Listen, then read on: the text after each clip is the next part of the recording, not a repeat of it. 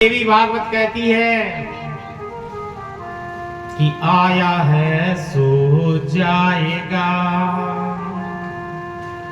राजा रंक फकीर, कोई सिंहासन चढ़ चला और कोई बंधा जंजीर।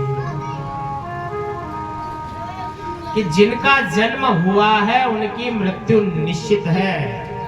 ये सोच लेना, कभी अंधविश्वास में मत रहना कि हम यहां रहेंगे, हम यहां नहीं रहेंगे महाराज।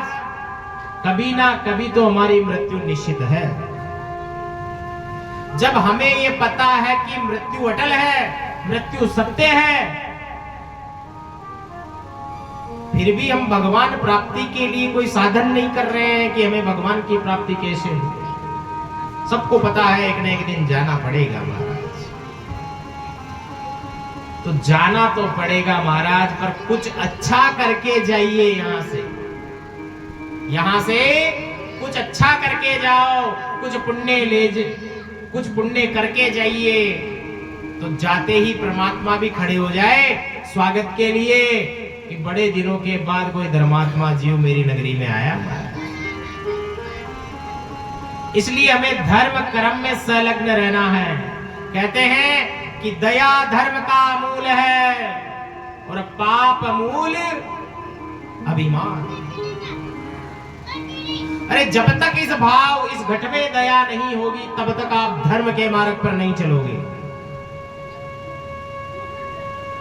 इसलिए पहला क्या है, पहली सिद्धि क्या है? दया। एक दूसरे जीव पर दया करना सीखो महाराज, एक दूसरे मनुष्य पर दया करना सीखो।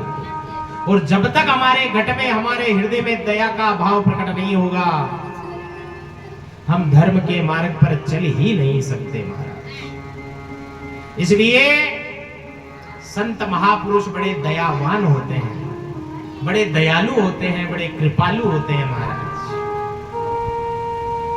भक्ति मार्ग पर चलना कोई सहज नहीं है। भक्ति मार्ग बहुत कठिनाइयों से प्राप्त होता है महाराज। इसलिए हमें दया का भाव रखना है, धर्म के मार्ग पर चलना है। और दया और धर्म के मार्ग पर जब हम चलेंगे, एक ना एक दिन हमें भगवती की प्राप्ति हो जाएगी महाराज। हमें गोविंद की प्राप्ति एक ना एक दिन अवश्य होगी।